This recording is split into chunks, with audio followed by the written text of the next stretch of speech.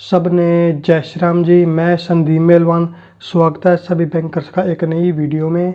तो पिछली वीडियो में हमने किया था reserve bank of India RBI act 1934। तो आज हम करने वाले हैं बैंकिंग रेगुलेशन एक्ट 1949। तो देखिए, सबसे पहले बात होती है कि ये कब लागू किया गया था। तो बैंकिंग रेगुलेशन एक्ट कब लागू किया गया था? ये लागू किया गया था 10 मार्च 1949 को, और ये एक्ट भी 1949 है। लेकिन जब हम आरबीआई एक्ट की बात करते हैं तो जो आरबीआई एक्ट बना था वो 1934 में बना था, और वो लागू कब किया गया था? 1935 में। तो आरबीआई एक्ट में आपको ये चीज़ ध्यान रखनी है। उसके बाद आगे इसके आते हैं सेक्शंस। जो इसके इम्पोर्टेंट सेक्शन हैं जो कि आपके प्रीवियस ईयर्स क्वेश्चंस में आ चुके हैं, वो हम इसमें अब डिस्कस करेंगे। तो फर्स्ट इसमें हमारे पास सेक्शन 5B। इसके अंदर देखिए क्या बताया गया, बैंकिंग। अब बैंकिंग क्या होती है ये इसके अंदर डिफाइन किया गया, जैसे acceptance of deposit for the purpose of lending और इन्वेस्टमेंट। यानी कि बैंकिंग जो बैंक है उसका काम क्या है कि वो एक्सेप्ट करेगा डिपॉजिट को, किस पर्पज के लिए? लैंडिंग के लिए, या फिर इन्वेस्टमेंट के लिए, या फिर the deposit of money from the public repayable on demand, कि या फिर वो जो मनी को एक्सेप्ट करेगा पब्लिक से और उसको क्या करेगा, deposit from public repayable on demand. यानी कि जब पब्लिक डिमांड करेगी, कस्टमर डिमांड करेगा, उसको वो वापस करेगा, रीपे करेगा। और otherwise and withdrawal by cheque, draft, order, और ठीक है, या फिर उसको वो विदड्रॉ कर सकता है, यानी कि कस्टमर विदड्रॉ कर सकता है बाय चेक, ड्राफ्ट, ऑर्डर, या फिर ठीक है। तो ये हो गया हमारे पास सेक्शन 5B, जिसके अंदर में बैंकिंग बताया गया है कि यानी कि बैंक का क्या क्या काम होता है। उसके बाद नेक्स्ट हमारे पास है सेक्शन 6, जो हमें बताएगा फॉर्म्स ऑफ बैंकिंग बिजनेस। यानी कि जो बैंक है वो कौन कौन से बिजनेस करता है। तो इसमें हमारे पास आएगा deposit, loan, lockers, letter of credit. तो ये काम होते हैं बैंक के। उसके बाद नेक्स्ट इंपॉर्टेंट सेक्शन हमारे पास है सेक्शन 7। इसमें हमें बताया गया है यूज ऑफ वर्ड्स। जो वर्ड्स हैं उनको कौन यूज कर सकता है, जैसे बैंक, बैंकर, बैंकिंग।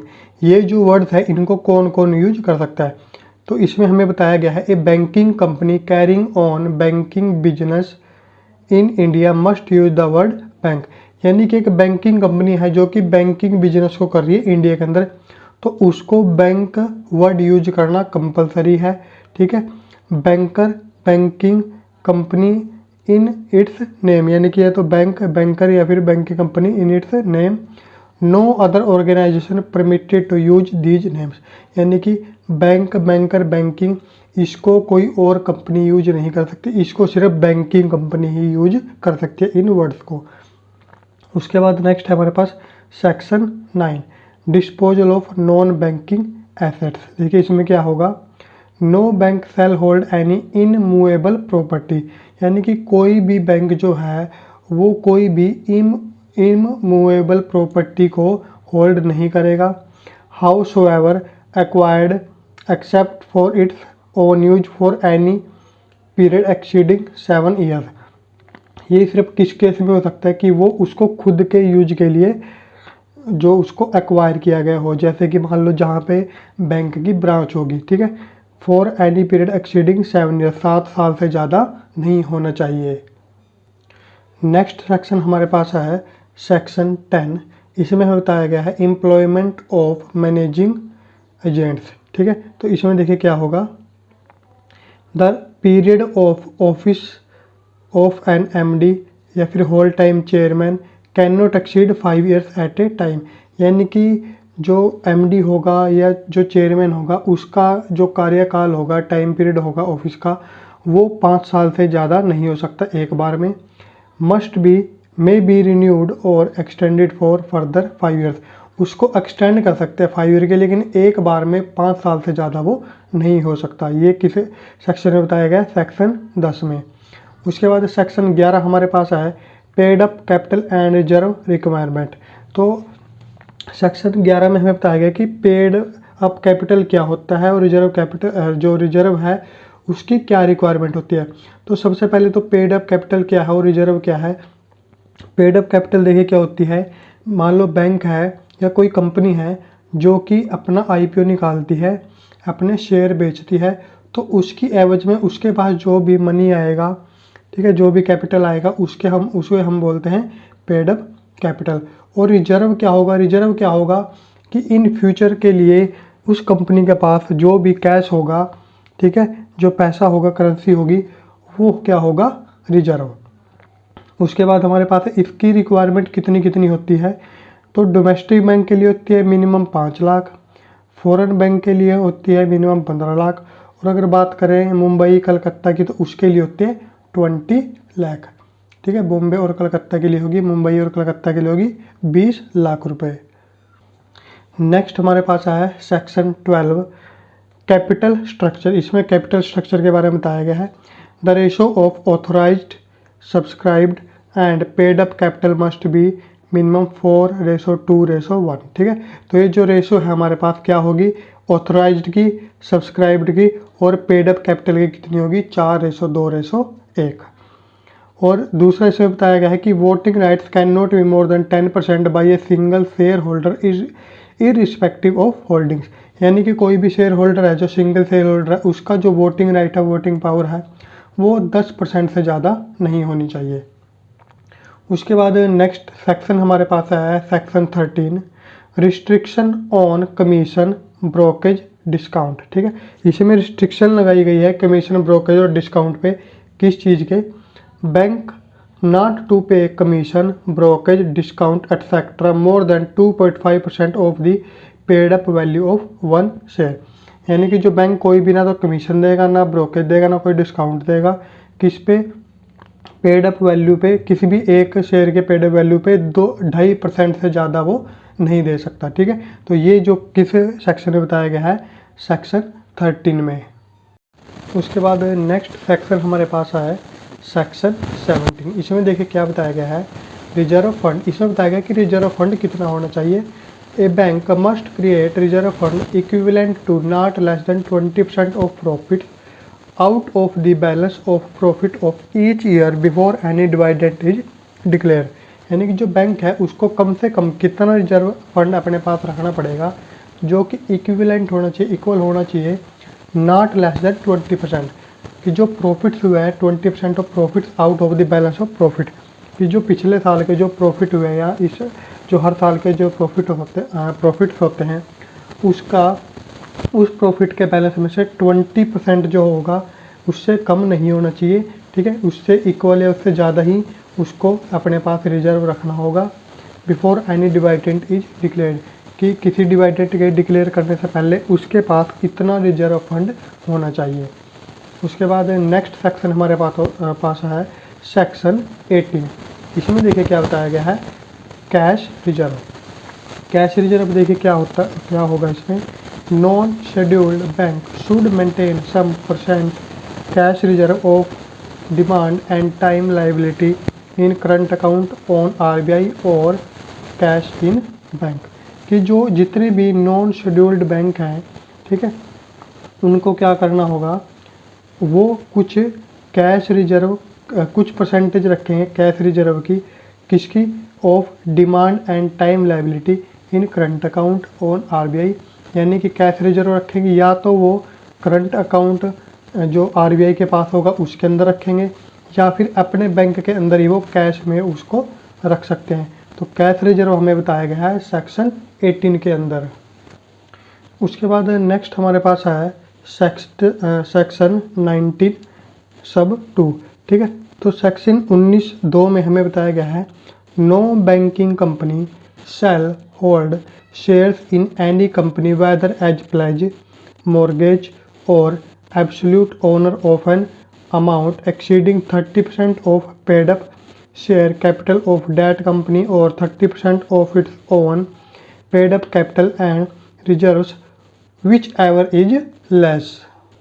इसमें हमें क्या बताया गया कि कोई भी बैंकिंग कंपनी जो है वो किसी दूसरी कंपनी के या तो प्लेज या मॉर्गेज या फिर एब्सोल्यूट ओनर में कितना पेड अप कितना नहीं रख सकते, कितना जो शेयर होल्ड नहीं कर सकते an amount exceeding 30% of paid up share capital of that company, यानी कि उस कंपनी का जिसमें शेयर ले रहे हैं उसका जो पेड अप कैपिटल से 30% से ज़्यादा नहीं रख सकते, या फिर 30% of its own paid up capital and reserve, यानी कि जो बैंक का या बैंकिंग कंपनी का जो खुद का रिजर्व है उसके 30% से ज़्यादा नहीं रख सकते। विच एवरेज लेस, इन दोनों में से जो भी कम होगा वो जो उतना रखना होगा, उससे ज़्यादा हम नहीं रख सकते, कोई भी बैंकिंग कंपनी नहीं रख सकती।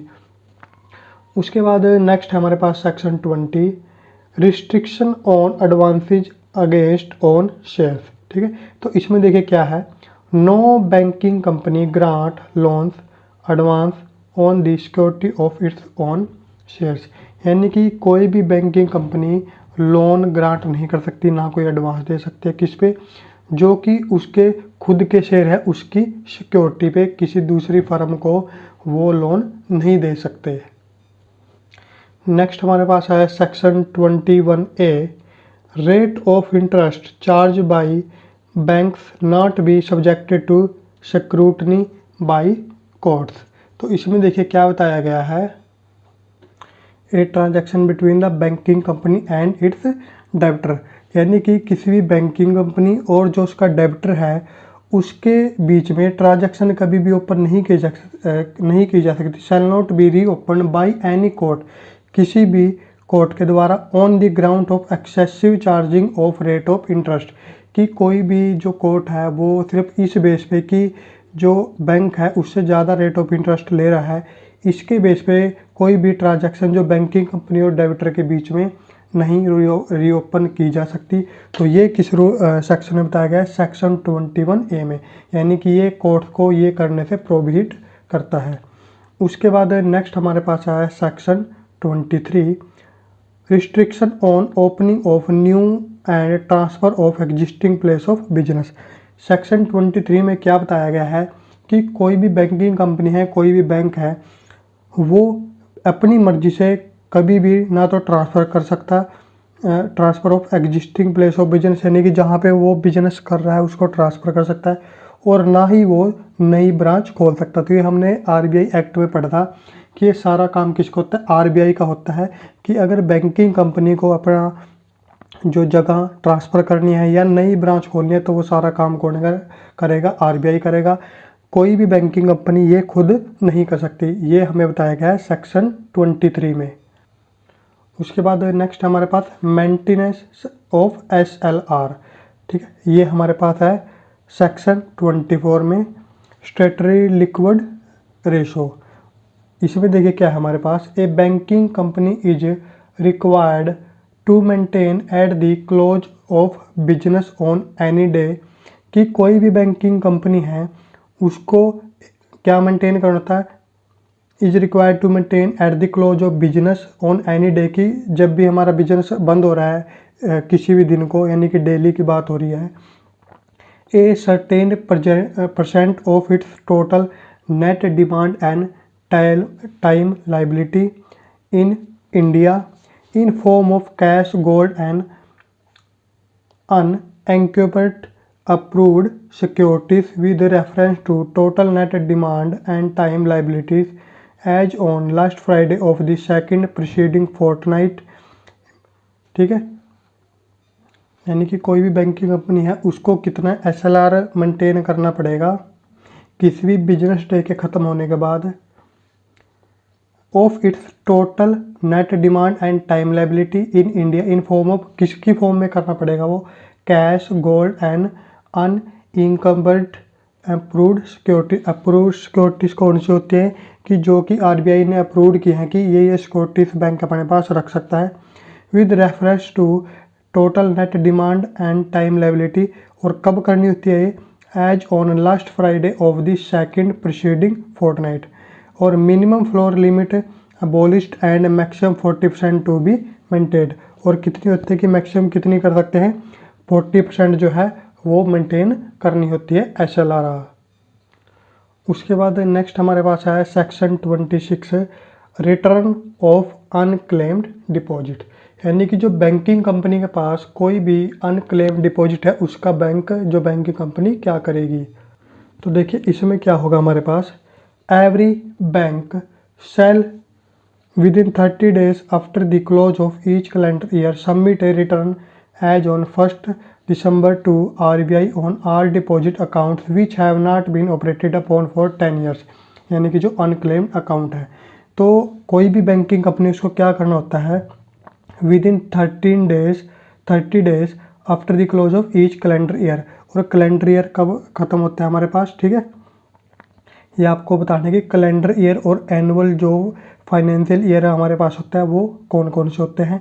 Submit a return as on 1 December, कि जो हमारे पास कैलेंडर ईयर ख़त्म होगा उसके 30 दिन के अंदर हमारे पास जो रिटर्न थे कब, 1 दिसंबर, पहली तारीख की जो दिसंबर थी, ठीक है, उसको जो भी रिपोर्ट होगी, जो अनक्लेम्ड डिपॉजिट हमारे पास है उसकी रिपोर्ट किसको देनी होगी, RBI on all deposit account which have not been operated upon for 10 years, यानी कि जिनको ऐसे अकाउंट जिनको ऑपरेट किए 10 साल हो गए, यानी कि कोई अनक्लेम्ड अकाउंट है या अनक्लेम्ड बैलेंस है, तो उसकी सारे की रिपोर्ट किसको देनी होगी, RBI को। कब देनी होगी, कैलेंडर ईयर ख़त्म होने के बाद, और कैलेंडर ईयर ख़त्म होने के 30 दिन के अंदर, और कब तक की देनी होगी, वो जो 1 तारीख को होगी जो रिपोर्ट तब की वो देनी होगी। अब दूसरा इसमें हमारे पास आता है, ये हम पहले भी पढ़ चुके हैं, बहुत ज़्यादा इंपॉर्टेंट हमारे पास है, डीफ। डीफ हमने पहले भी पढ़ लिया था। डीफ की फुल फॉर्म क्या होती है वो आपको कमेंट में बतानी है, डीफ स्कीम 2014, ठीक है। तो यहाँ से एक क्वेश्चन आपका और बन जाता है कि जो डीफ स्कीम थी वो कब लेके आया था RBI, 2014 में। Under which the amount to the credit of any account in India और एनी डिपॉजिट और any amount remaining unclaimed for more than 10 years shall be credited to the fund within 3 months from the expiry of the period of 10 years. The rate of interest payable by RBI on DIF account is 3.5% simple interest from July 1, 2018। यानी कि deaf account scheme पहली बात तो 2014 में हुई थी। इसके अंदर कौन सा अमाउंट डाला जाता है, जो बैंक के पास अनक्लेम्ड अमाउंट होता है, ठीक है। तो उसकी देखिए क्या प्रोसेस होगी, amount to the credit of any account in India, यानी कि कोई भी जो इंडिया के अंदर अकाउंट है उसके अंदर कोई भी जो अमाउंट जो अनक्लेम्ड है, जो क्रेडिट हुआ है, या फिर एनी डिपॉजिट और एनी अमाउंट रिमेनिंग अनक्लेम्ड, या कोई भी डिपॉजिट है या कोई भी ऐसा बैलेंस है, अमाउंट है जो कि अनक्लेम्ड है किसी के द्वारा भी, फॉर मोर देन 10 ईयर्स, 10 साल से ज़्यादा, तो उसको क्रेडिट करना होगा, क्रेडिट टू दी फंड, किसमें, डीफ अकाउंट में। डीफ अकाउंट में उसको क्रेडिट करना होगा with in 3 month from the expiry of period of 10 years, यानी कि जब 10 साल हुए 3 महीने हो जाएंगे तो उसके बाद 3 महीने के अंदर उसको जो डीफ अकाउंट होता है RBI का, उसके अंदर उसको क्रेडिट करना होगा बैंकिंग कंपनी को। और उसके ऊपर जो रेट ऑफ इंटरेस्ट जो मिलता है RBI के द्वारा वो कितना मिलता है, 3.5% सिंपल इंटरेस्ट मिलता है। और ये शुरू कब से हुआ था, ये जुलाई 1, 2018 से शुरू हुआ था जो इंटरेस्ट मिलना। बैंकिंग स्कीम जो डीफ स्कीम थी वो 2014 में बनी थी, लेकिन तब इसके ऊपर कोई भी जो इंटरेस्ट नहीं मिलता था। सिंपल इंटरेस्ट कब से मिलना स्टार्ट हुआ, जुलाई 1, 2018 से। कितना मिलता है, 3.5%। उसके बाद नेक्स्ट हमारे पास है सेक्शन 29। इसमें देखिए क्या बताया गया है, accounts and balance sheet. Accounts और बैलेंस शीट में देखिए क्या आएगा हमारे पास, बैलेंस शीट एंड P&L क्या होगा, profit and loss account must be prepared as on last working day of March every year in format given in schedule 3 of the act, ठीक है। तो इसमें आपको सबको पता है, जितने बैंकर्स है वो सभी को पता है कि जब हमारे पास एक साल ख़त्म होता है, जो कि हमारे पास 31 मार्च को ख़त्म होगा, तो उसका जो लास्ट वर्किंग डे होगा 31 मार्च हो सकता है, 30 मार्च हो सकता है, ठीक है। मान लो अगर 31 को संडे है तो 30 मार्च को वो काम करना होगा। तो बैलेंस शीट और जो प्रॉफिट लॉस का अकाउंट है वो प्रिपेयर होने चाहिए लास्ट वर्किंग डे को मार्च के। किस फॉर्मेट में, format given by schedule 3 of the act, जो कि इसके शेड्यूल 3 एक्ट में दिया गया है, उसके अकॉर्डिंग वो सारी अकाउंट और बैलेंस शीट मेंटेन की जानी चाहिए। उसके बाद सेक्शन 31 है submission of return. Submission of return में देखिए क्या होगा, accounts and balance sheets together with the auditors report shall be published in the prescribed manner and 3 copies of the same shall be furnished to the RBI within 3 months from the end of the period to which the balance sheet pertains। कि जो accounts होंगे और जो balance sheet होगी with auditor की report के साथ उसको पब्लिश करना है इन दी प्रिस्क्राइब्ड मैनर, जिस तरीके से बताया गया है आरबीआई ने बताया है उस तरीके से उसको प्रिस्क्राइब करना है। And 3 copies of the same shall be furnished to RBI, और उसकी 3 कॉपी किसको देनी है, हमें आरबीआई को देनी है। कब? With in 3 month from the end of the period, 3 महीने के अंदर वो आरबीआई के अंदर उसकी 3 कॉपी हमें देनी है। उसके बाद नेक्स्ट सेक्शन नंबर 35 है हमारे पास इंस्पेक्शन में देखिए क्या है, empowers RBI to undertake inspection of banks any time. यानी कि सेक्शन 35 में पावर दी गई आरबीआई को, वो किसी भी बैंक को कभी भी इंस्पेक्ट कर सकता है, इंस्पेक्शन उसकी कर सकता है। सेक्शन 35A में हमारे पास है RBI has been given powers to give direction to the banks in the public interest और in the interest of banking policy, जैसे केवाईसी, क्लीन नोट पॉलिसी। यानी कि सेक्शन 35A के अंदर भी हमारे पास है जो आरबीआई के पास क्या पावर्स हैं कि वो बैंक को डायरेक्शंस दे सकता है इन द इंटरेस्ट और इन द पब्लिक इंटरेस्ट या फिर banking in the interest of banking policy. यानी कि वो आरबीआई जो है वो या तो बैंक को इंस्ट्रक्शन दे सकता है कि जो पब्लिक इंटरेस्ट में हो या फिर बैंकिंग पॉलिसी इंटरेस्ट में हो, जैसे कि केवाईसी के बारे में दे सकता है वो इंस्ट्रक्शन, या फिर क्लीन नोट पॉलिसी है, तो इन सभी के बारे में आरबीआई बैंक्स को इंस्ट्रक्शंस दे सकता है। उसके बाद नेक्स्ट हमारे पास है section 36AA powers to remove managerial और अदर पर्सन। तो इसमें हमारे पास क्या कि आरबीआई में रिमूव एनी चेयरमैन, डायरेक्टर और अदर ऑफिसर्स और employees of the banking company. यानी कि आरबीआई के पास पावर है कि वो किसी भी चेयरमैन को, किसी ऑफिसर को या एम्प्लॉय को, डायरेक्टर को किसी भी बैंकिंग कंपनी से रिमूव कर सकता है अगर वो उसको अप्रोप्रिएट नहीं लगते बैंकिंग कंपनी के लिए। तो ये सारी पावर्स किसी में दी गई हैं, सेक्शन 35 में, सेक्शन 36 में। उसके बाद नेक्स्ट सेक्शन हमारे पास है सेक्शन 45Y। अब ये जो सेक्शन रह गए हैं बिल्कुल इजी है हमारे पास। सेक्शन 45Y में हमारे पास है प्रिजर्वेशन ऑफ बैंक रिकॉर्ड्स। तो इसमें क्या बताया कि central government in consultation with RBI has power to frame rules regarding preservation of books, accounts and other document.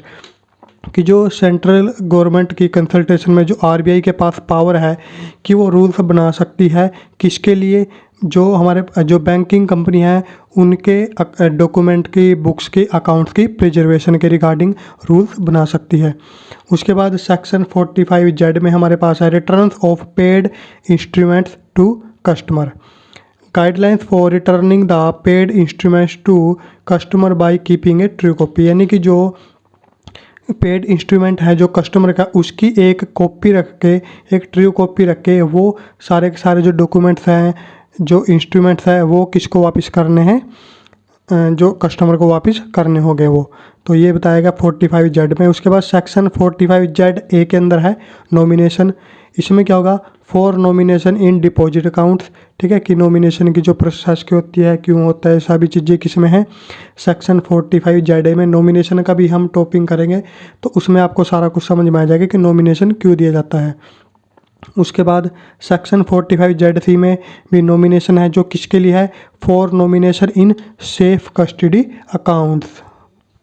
उसके बाद सेक्शन 45ZE में हमारे पास है nomination for nomination in locker account. तो ये अलग अलग नॉमिनेशन हैं जो अलग अलग अकाउंट्स में होते हैं, तो इन सभी को अलग अलग सेक्शन में डिफाइन किया गया है और सभी को किस में किया गया, 45 में। उसके बाद सेक्शन 46 में हमारे पास है penalties. Whoever in any return, balance sheet or other documents willfully makes a statement which is false। यानी कि कोई भी पर्सन है बैंकिंग कंपनी का जो किसी रिटर्न में या किसी बैलेंस शीट में या किसी अदर डॉक्यूमेंट में विलफुली यानी कि जानबूझ के वो करता है अपनी इच्छा से करता है। Makes a statement which is false, एक ऐसी स्टेटमेंट बना देता है जो कि गलत है, झूठी है। या फिर wilfully omits to make a material statement shall be punishable with imprisonment up to 3 years and shall also be liable to fine. तो यानी कि अगर कोई ऐसी गलती करता है जानबूझ के, ठीक है, ऐसा नहीं है कि गलती से हो गया, अगर वो जानबूझ के ऐसा काम करता है तो उसको 3 साल की कैद हो सकती है, इम्प्रिजनमेंट अप टू 3 years, और वो फाइन का भी लाइबल होगा। उसके बाद सेक्शन 47A में हमारे पास है violation of KYC। RBI to impose penalty on banks for violation of KYC norms और नॉन रिपोर्टिंग ऑफ फ्रॉड्स, कि जो RBI है वो पेनल्टी लगा सकता है बैंक्स के ऊपर। कब? कि जब वो KYC के जो नॉर्म्स है, जो KYC की जो प्रोसेस है जो करनी होती है, जो रिक्वायर्ड होती है, मैंडेटरी होती है, उसमें अगर वो अच्छे तरीके से नहीं करता, या फिर नॉन रिपोर्टिंग ऑफ फ्रॉड्स, और जो फ्रॉड्स अगर मान लो बैंक के अंदर कोई हो गया है तो उसकी रिपोर्ट वो RBI को नहीं देता, तो ये सारे के सारे वायलेशन के अंदर आते हैं। तो ये हमें किसके अंदर बताया गया है? सेक्शन 47A के अंदर। तो ये था हमारे पास बैंकिंग रेगुलेशन एक्ट 1949। तो इसमें हमने सारे जो इम्पोर्टेंट सेक्शंस थे वो पढ़ लिए, बहुत सारी चीज़ें पढ़ ली कि बैंक के क्या क्या काम होते हैं। अब नेक्स्ट वीडियो में हम और भी पढ़ेंगे इसके बारे में कि क्या क्या ड्यूटीज़ होती हैं, क्या रिलेशनशिप होती है। तो ऐसे 2-3-4 टॉपिक हम नेक्स्ट वीडियो में लेकर आएंगे। तो इसके जो मॉक टेस्ट है वो भी हम जल्दी इस पर अपलोड करेंगे, क्योंकि मॉक टेस्ट से क्या होता है कि आपकी जो तैयारी है वो अच्छे तरीके से हो जाती है, एक रिपीट आपके पास हो जाता है सारा सिलेबस। तो आज की वीडियो में इतना ही है, मिलते हैं नई वीडियो में। सबको जय श्री राम।